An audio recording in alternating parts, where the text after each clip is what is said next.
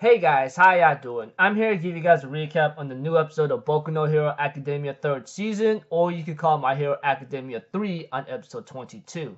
Now, this episode was one of the few that I've been waiting for a while, and it's very cool. And I'm pretty sure all you guys might not like a certain character because of how the way it acts, or the character acts. But I had that same feeling too, but eventually I became to grow fond of him later in the series. I'll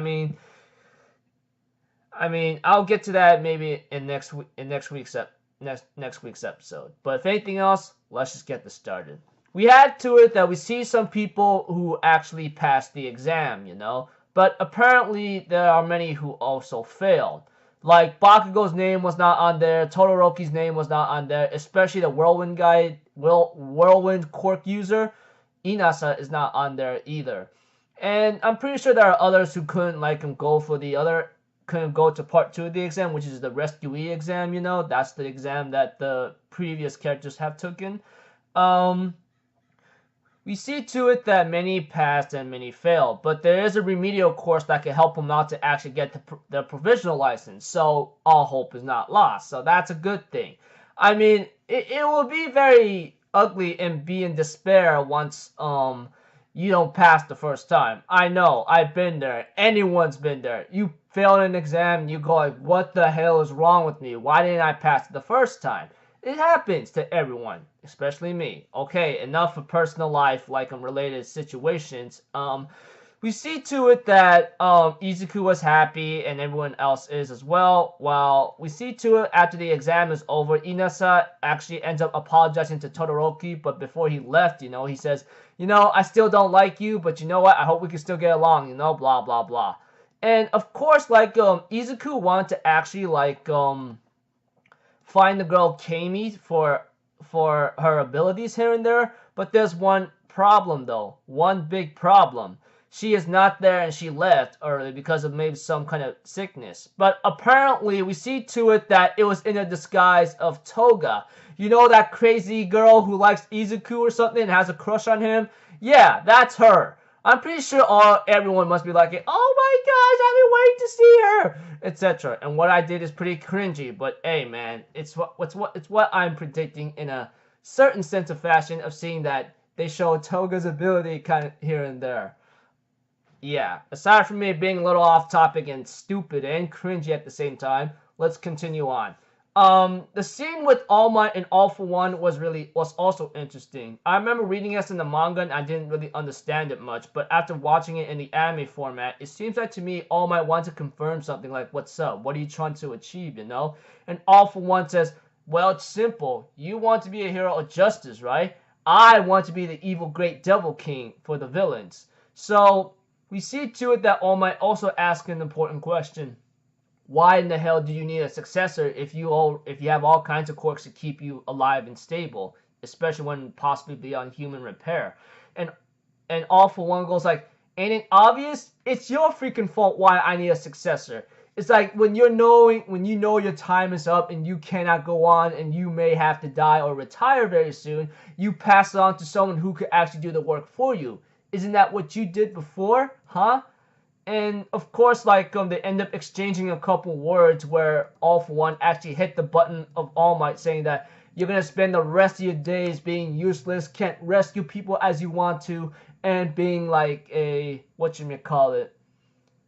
quirkless user just like you were back then. But All Might declares that he will not die and he will continue to live, etc. But we see to it that All For One also mentions before the conversation here and there and certain topics that All For One says Shigaraki Tomura already left the nest. You, on the other hand, your student has not left yet. So this just shows that once Shigaraki Tomura makes his move and people and the villains start to make actions here and there, it will only gonna cause more chaos later, which I look forward to.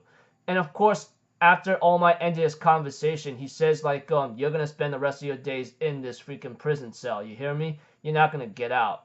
And we have to it that All For One goes like, maybe that could happen. But for the rest of my days here, I don't think so. The way how he said, well, he did not say that explicitly, but it looks like to me he might have a chance to escape. But who knows? There's a high chance of possibility of a breakout or someone causing trouble, or possibly the villains ready to like break in and let all those who deserve a death sentence, or who believes that it's beyond a death sentence, etc., to be released. But yeah, in other words, I believe that the villain squad might break open the prison cell, but it might be impossible because that place might be highly secured, but who knows who could work inside the shadows as a corrupted individual. But we'll have to see.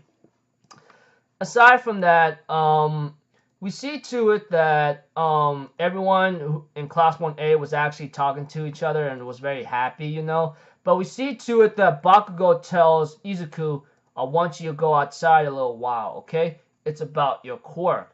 And this is where I really looked forward to this scene, you know, because it's very important, and I'm pretty sure all you guys might hate Bakugo. Like I said, he's one of the characters that a lot of people may not like, but for me, I grew to be fond of him later in the eventual series, and this might be one of the reasons why. We see to it that that Bakugo brings Izuku to the place where they had their combat training, and it's the place where they first fought, you know. And we see to it that Bakugo rants out by saying, you know, this is where you and I actually fought. You remember? Like, it all started off with you having to get into UA, having a quirk of your own being manifested, and not only that, you managed to get a little bit stronger each and every time right now, and you end up getting your freaking hero provisional license. What the hell, huh? And we see to it that Izuku's like, well, it's because of my abilities here and there and determination, but Baku tells him to shut up and listen. And Izuku said, okay, man, what's up? What are you trying to say? And we see to it that Bakugo says, you know, ever since in that Kami district, or that location that I was at, I end up having to piece things all together. And you know what? It started to make sense after what you said. I didn't understand it at first, but after what I've been through right now in Kami district, or whatever that district where All for One and All Might fought, we see to it that Kacchan deduced by seeing that Izuku got his power or quirk from All Might himself. He even also stated that he also looked into the situation where Nomu had multiple quirks, not to mention a man who stole a quirk, especially from one of the old cat ladies, which we all know who she is, who had to retire because she lost her power. And that really sucks, you know. It really, really sucks. Not to mention, like, Bakugo also mentioning that All Might was getting weaker and he had to retire, and his power just vanished out of thin air. And that's when Kacchan connected the pieces with Izuku, etc., about him borrowing a quirk from someone else and he'll make it his own.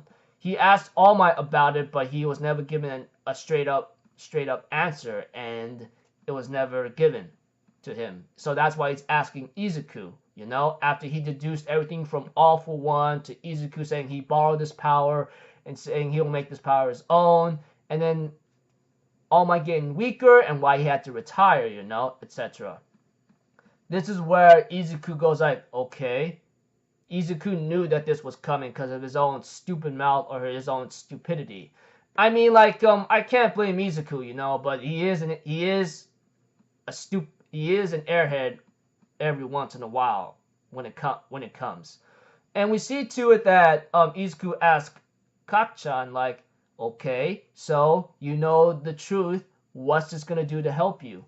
And we see to it that Kacchan says, you know, you and I looked up to All Might for a very long time, and that's how it was. You know, when I see someone as I admired acknowledged by a person who I freaking acknowledged to a person that always stood in my way, it's always bothering me, you know? In other words, Kacchan says he always looked up to All Might, and that person that he idolized goes to the person that also idolizes him, which is also his rival, which he won't admit yet, honestly.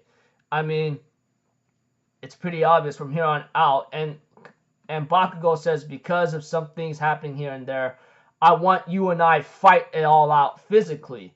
And I'm pretty sure all you guys might be shocked about this, but I think it is necessary. I think it might be necessary for Bakugo. A lot of you anime onlys go like, why is it necessary for Bakugo to fight Izuku? I mean, like, what's the damn point?